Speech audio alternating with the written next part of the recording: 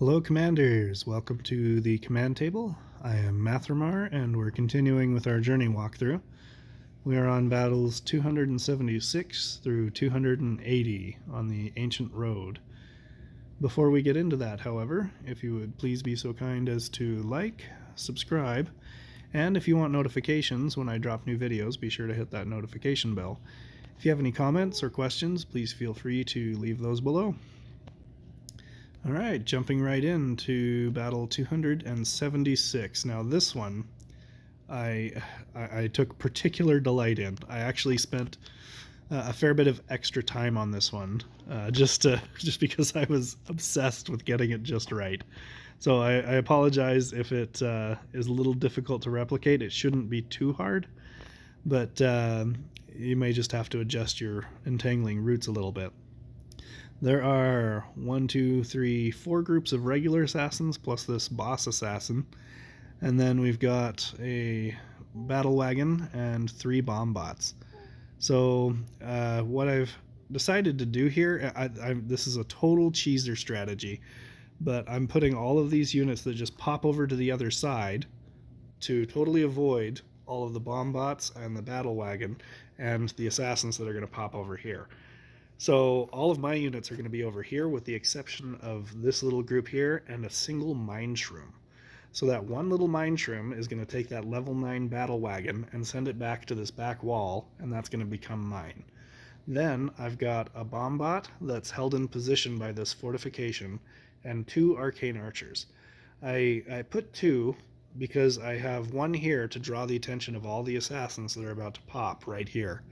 You could just have the bomb bot, that's fine, but I needed the archer just to kind of get, the arcane archer, just to kind of get that placement for everything to run into just the right spot.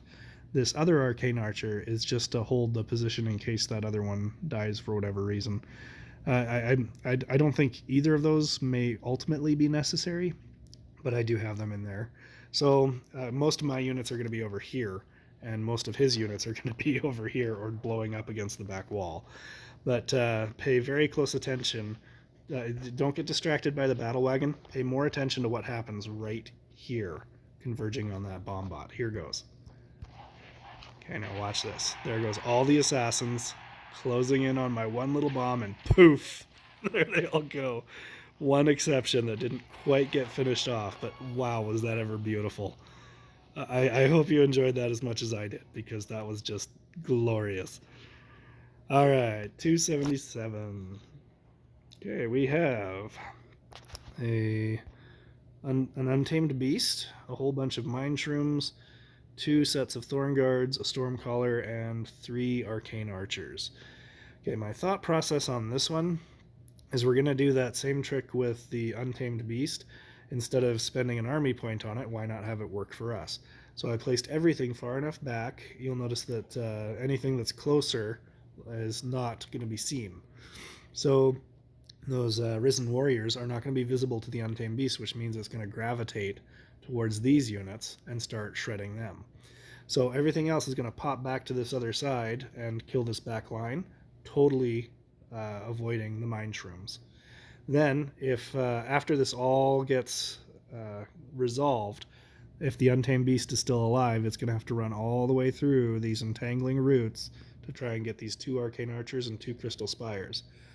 If it even does make it through the entangling roots, it'll hit that freezing trap and be frozen for 15 seconds. So let's go ahead and let that run and see how it goes.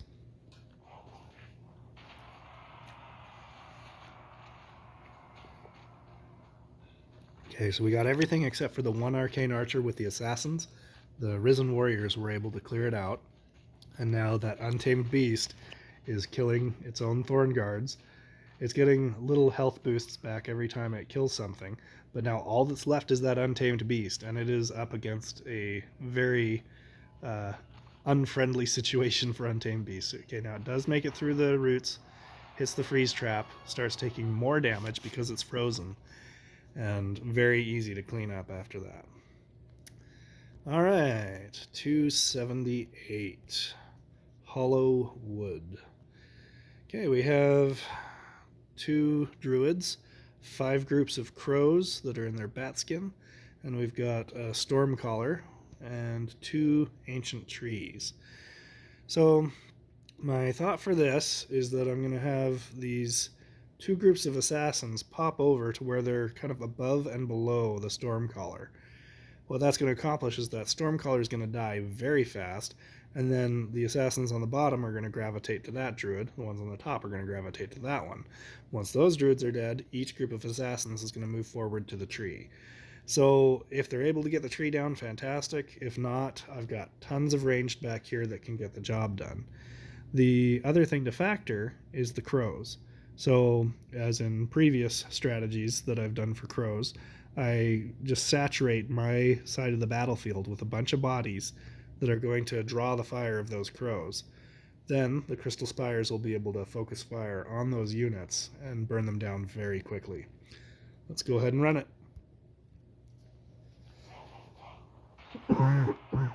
Excuse me.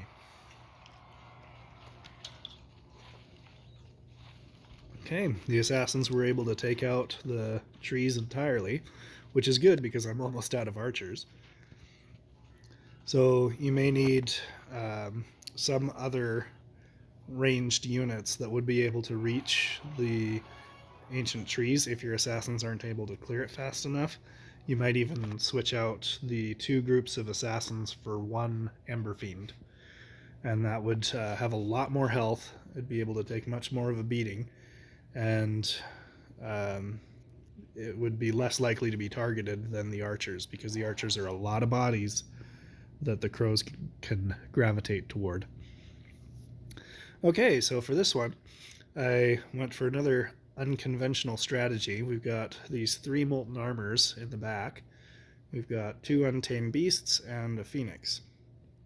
So what I'm going to do is I've put everything far enough back to where the Untamed Beasts are going to come after their own units. And then, as these molten armors move forward, the Risen Warriors are going to pop up behind them. So that's going to delay their advance, allowing the Untamed Beasts more time to chip away at them. The Untamed Beasts are totally going to disregard the Phoenix because it's a nature unit. So that Phoenix is going to keep moving forward, but that shouldn't be too big of an issue because I've got these ranged units in the back to take care of it. So that's the thought process behind this one. Once these molten armors drop below 50%, they'll start moving faster, but they'll also be killing themselves off with their self-destruct.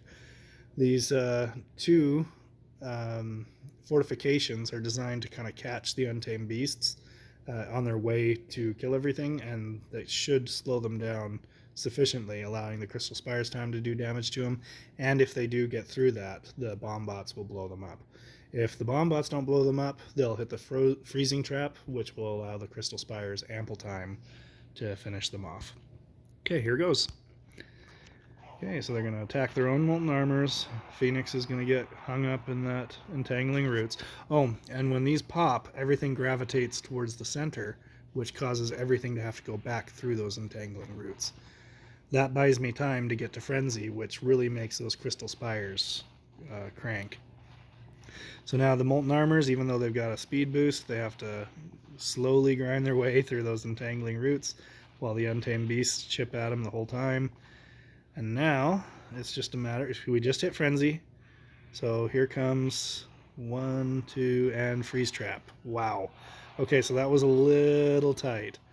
It might have been wise to have put something down in that bottom corner to, since I had 2 Crystal Spires, I could put 1 in each corner and even use 1 bomb bot on the top and 1 on the bottom. Alright, so that was that one. Let's do 280. Okay, so this one, we've got the Harmless Little Bunny, which is a level 13 Untamed Beast. So, if you want to win this one, you can just put a Crystal Spire in the back and load up 3 bomb bots, and poof, poof, poof, it'll be dead. But I just figured we'll sacrifice some units to the Bunny God, and then it'll come up here, it'll attack that Crystal Spire, after which it'll have to go through 2 bomb bots that'll be right there. He'll probably hit them and blow them up in his face. And if he's not dead by then, he'll run into that freezing trap, at which point that Crystal Spire will take him out. So there goes that one. Oh no, all my units. And then 4 bomb bots, poof, poof, poof, all dead. So there it is, all the way up through 280. So thank you for watching. Hopefully that helps you get through these levels.